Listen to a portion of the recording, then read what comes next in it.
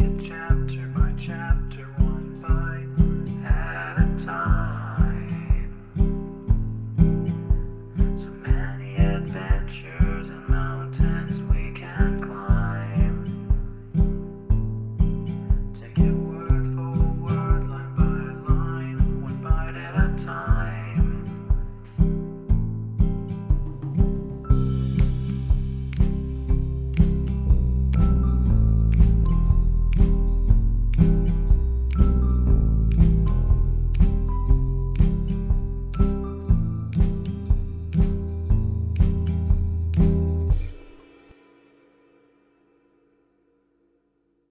Welcome to Bite at a Time Books, where we read you your favorite classics one bite at a time.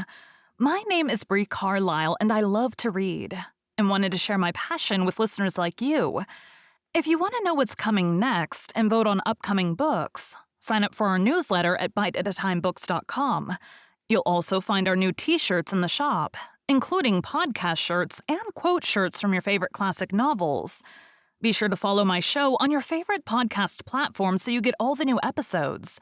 You can find most of our links in the show notes. But also our website, biteatatimebooks.com, includes all of the links for our show, including to our Patreon to support the show, and YouTube, where we have special behind the narration of the episodes.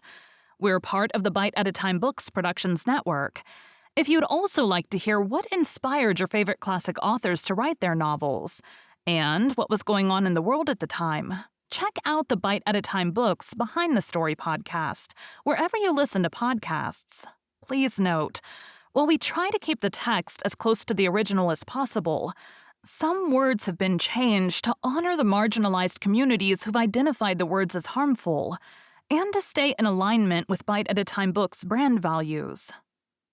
Today we'll be continuing Great Expectations by Charles Dickens. Chapter 27.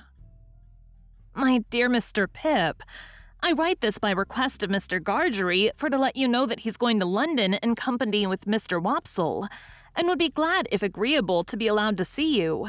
He would call at Barnard's Hotel Tuesday morning at 9 o'clock, when if not agreeable, please leave word.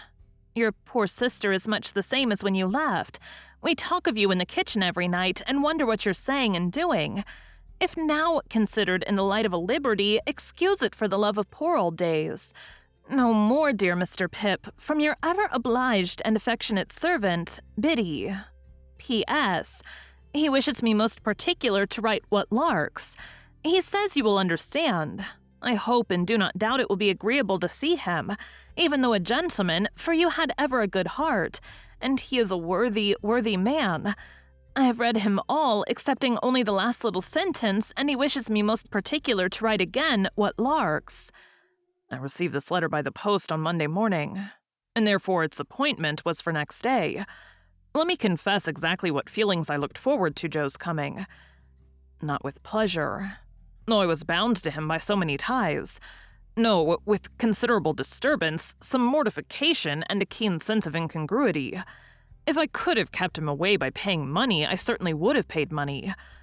My greatest reassurance was that he was coming to Barnard's Inn, not to Hammersmith, and consequently would not fall in Bentley Drummel's way. I had little objection to his being seen by Herbert or his father, for both of whom I had a respect, but I had the sharpest sensitiveness as to his being seen by Drummel, whom I held in contempt. So throughout life, our worst weaknesses and meannesses are usually committed for the sake of the people whom we most despise.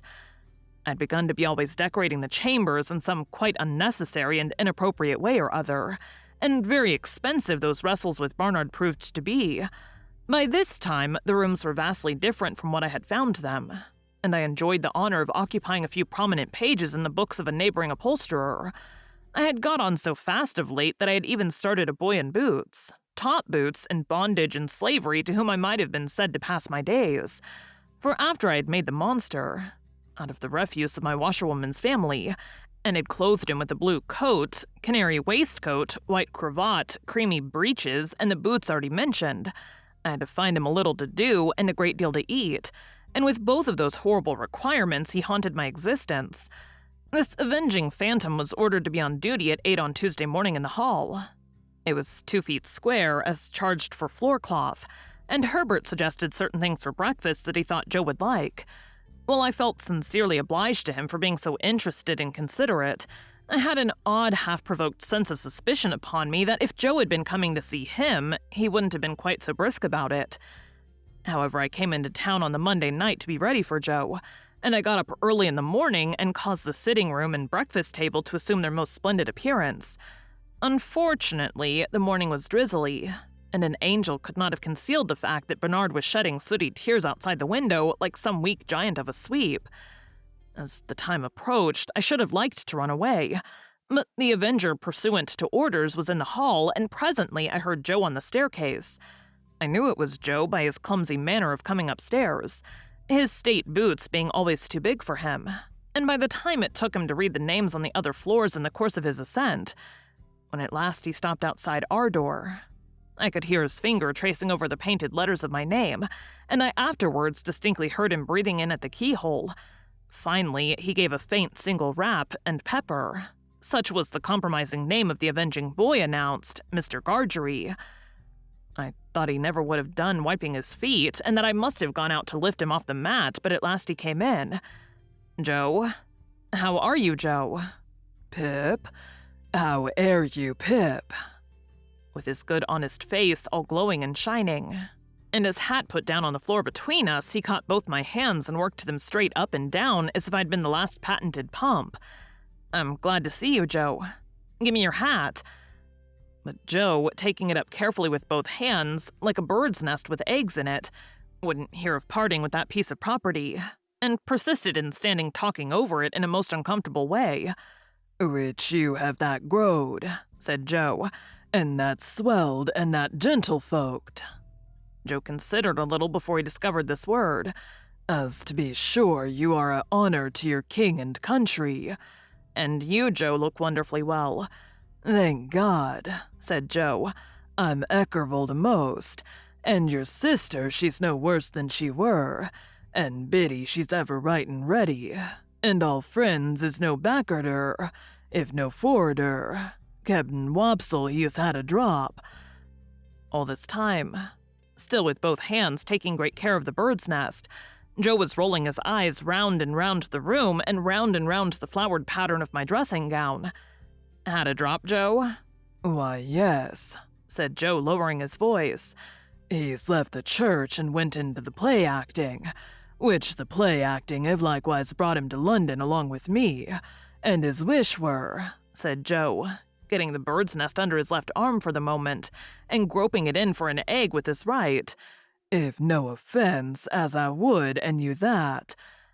I took what Joe gave me and found it to be the crumpled playbill of a small metropolitan theater, announcing the first appearance in that very week of the celebrated provincial amateur of Roscian renown whose unique performance in the highest tragic walk of our national bard has lately occasioned so great a sensation in local dramatic circles.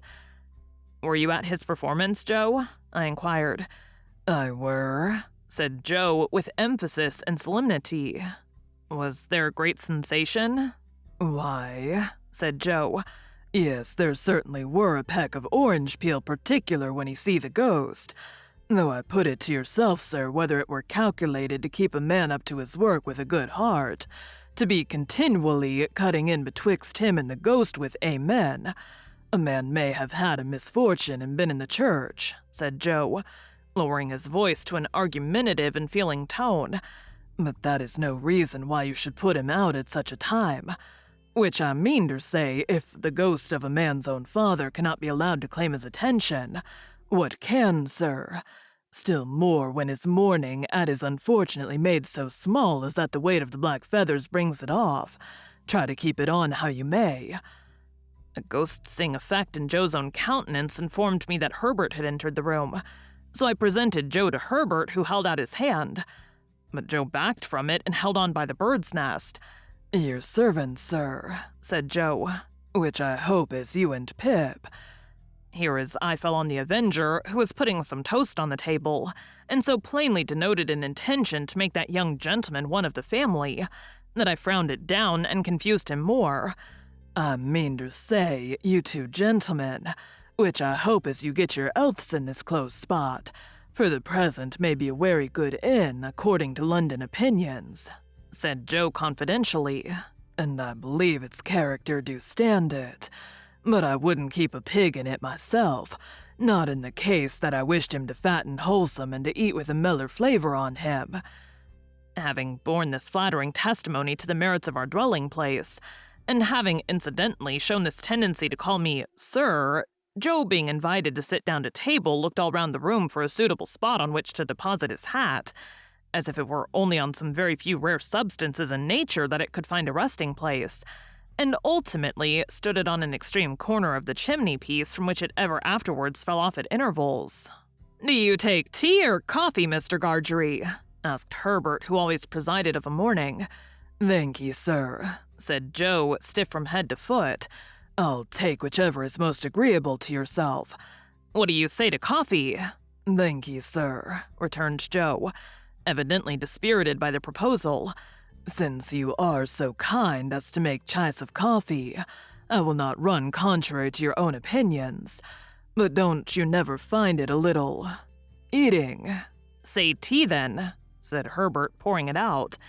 Here Joe's hat tumbled off the mantelpiece, and he started out of his chair and picked it up and fitted it to the same exact spot, as if it were an absolute point of good breeding that it should tumble off again soon. "When did you come to town, Mr. Gargery?" "Were it yesterday afternoon?" said Joe, after coughing behind his hand as if he had had time to catch the whooping cough since he came. "No, it were not. Yes, it were. Yes, it were yesterday afternoon." With an appearance of mingled wisdom, relief, and strict impartiality. "Have you seen anything of London yet?" "Why, yes, sir," said Joe. "Me and Wopsle went off straight to look at the blacking whereas, but we don't find that it come up to its likeness in the red bills of the shop doors. Which I mean to say," added Joe in an explanatory manner, "as it is, they're drawed too architectural." I really believe Joe would have prolonged this word, mightily expressive to my mind of some architecture that I know, into a perfect chorus, but for his attention being providentially attracted by his hat, which was toppling. Indeed, it demanded from him a constant attention and a quickness of eye and hand very like that exacted by wicket-keeping. He made extraordinary play with it, and showed the greatest skill, now rushing at it and catching it neatly as it dropped, now merely stopping it midway, beating it up and humoring it in various parts of the room and against a good deal of the pattern of the paper on the wall, before he felt it safe to close with it, finally splashing it into the slot basin, where I took the liberty of laying hands upon it. As to his shirt collar and his coat collar, they were perplexing to reflect upon. Insoluble mysteries both. Why should a man scrape himself to that extent before he could consider himself fully dressed? Why should he suppose it necessary to be purified by suffering for his holiday clothes? Then he fell into such unaccountable fits of meditation, with his fork midway between his plate and his mouth, had his eyes attracted in such strange directions, was afflicted with such remarkable coughs, sat so far from the table and dropped so much more than he ate, and pretended that he hadn't dropped it, that I was heartily glad when Herbert left us for the city. I had neither the good senses nor the good feeling to know that this was all my fault, and that if I had been easier with Joe, Joe would have been easier with me. I felt impatient of him and out of temper with him, in which condition he heaped coals of fire on my head. "Us two being now alone, sir," began Joe. "Joe?" I interrupted pettishly. "How can you call me sir?" Joe looked at me for a single instant with something faintly like reproach. Utterly preposterous as his cravat was, and as his collars were, I was conscious of a sort of dignity in the look. "Us two being now alone," resumed Joe, "and me having the intentions and abilities to stay not many minutes more, I will now conclude, leastways begin, to mention what have led to my having had the present honor, for it was not," said Joe with his old air of lucid exposition, "that my only wish were to be useful to you. I should not have had the honor of breaking wittles in the company and abode of gentlemen." I was so unwilling to see the look again that I made no remonstrance against this tone. "Well, sir," pursued Joe, "this is how it were. I were at the Bargeman the other night, Pip." Whenever he subsided into affection, he called me Pip, and whenever he relapsed into politeness, he called me sir. When there come up in his shay cart Pumblechook, which that same identical, said Joe, going down a new track, do comb my hair the wrong way sometimes. Awful. By giving out up and down town as if it were him whichever had your infant companionation, and were looked upon as a playfellow by yourself. Nonsense, it was you, Joe. Which I fully believed it were, Pip, said Joe, slightly tossing his head. Though it signify little now, sir. Well, Pip, this same identical, which his manners is given to blusterous, come to me at the Bargeman. What a pipe and a pint of beer do give refreshment to the working man, sir, and do not overstimulate. And his word were, Joseph, Miss Havisham, she wished to speak to you. Miss Havisham, Joe? She wish, were Pumblechook's word, to speak to you. Joe sat and rolled his eyes at the ceiling. Yes, Joe? Go on, please. Next day, sir, said Joe, looking at me as if I were a long way off. Having cleaned myself, I go and I see Miss A. Miss A, Joe? Miss Havisham? Which I say, sir, replied Joe with an air of legal formality as if he were making his will. Miss A, or otherwise Havisham. Her expression air then is following. Mr. Gargery, you air in correspondence with Mr. Pip. Having had a letter from you, I were able to say I am. When I married your sister, sir, I said I will, and when I answered your friend Pip, I said I am.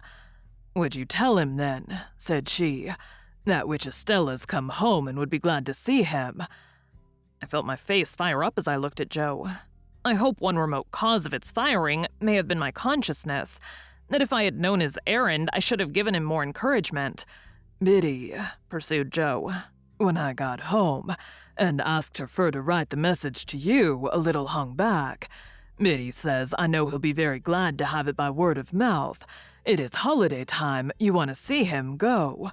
I've now concluded, sir, said Joe, rising from his chair. And Pip, I wish you ever well, and ever prospering to a greater and a greater height. But you're not going now, Joe. Yes, I am, said Joe. But you're coming back to dinner, Joe. No, I'm not, said Joe. Our eyes met, and all the sir melted out of that manly heart as he gave me his hand. Pip, dear old chap, life is made of ever so many partings welded together, as I may say.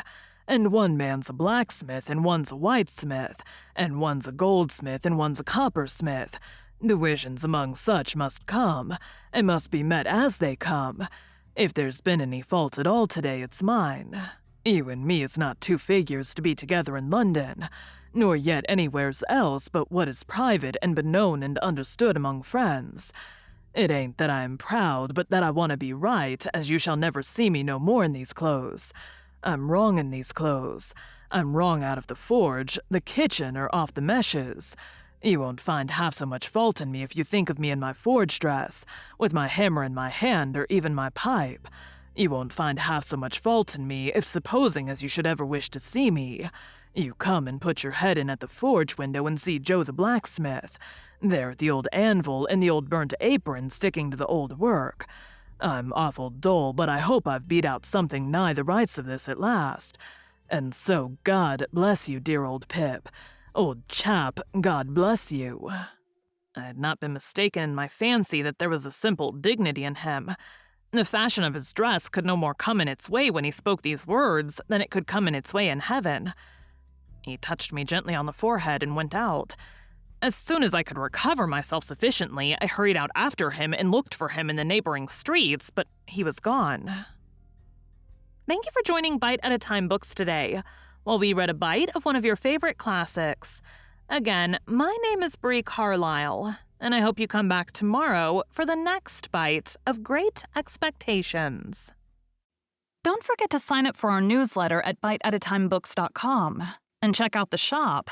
You can check out the show notes or our website, biteatatimebooks.com, for the rest of the links for our show. We'd love to hear from you on social media as well.